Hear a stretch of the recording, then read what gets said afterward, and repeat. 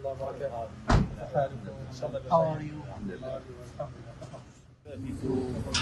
تضرب 32 مثل غزة. It's like Gaza. Yes.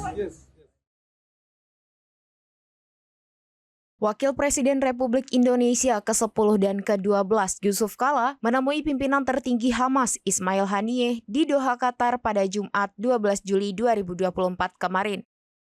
Mantan Wakil Presiden Republik Indonesia yang akrab dipanggil JK itu diketahui berbincang sekitar 2 jam dengan bos Hamas membahas terkait konflik Israel-Palestina terkini.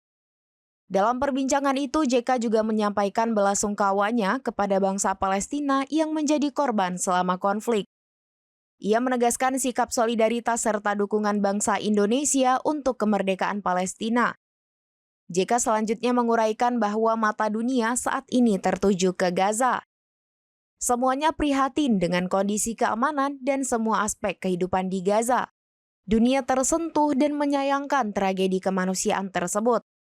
Melansir tribunnews.com pada Sabtu 13 Juli 2024, selaku Ketua Palang Merah Indonesia, JK mengungkapkan betapa sulitnya mendistribusikan bantuan ke Gaza akibat blokade Israel.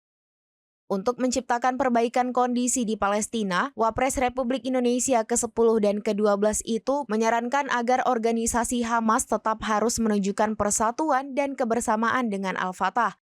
Begitu pula dengan hubungan internal Hamas sendiri.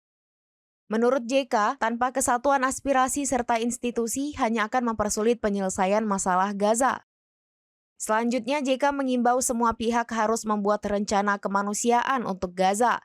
Misalnya menyusun program berdasarkan skala prioritas seperti mengobati korban luka dan sakit, menyelamatkan wanita, orang tua, dan anak-anak. Sehingga hal ini diharapkan tidak menambah jumlah jatuhnya korban perang.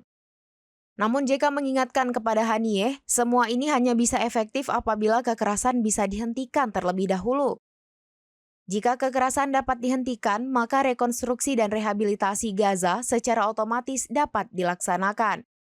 JK kemudian menambahkan, segala ikhtiar harus diawali dalam perspektif kemanusiaan, bukan soal politik dan pandangan ideologis.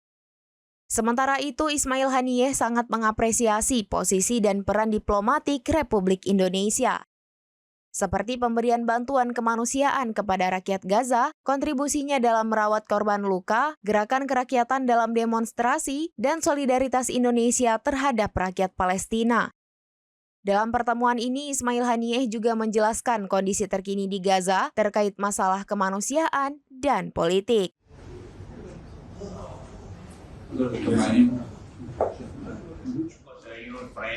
لأن الجمعة يوم تعطيل vacation. Download Tribun X sekarang, menghadirkan lokal menjadi Indonesia.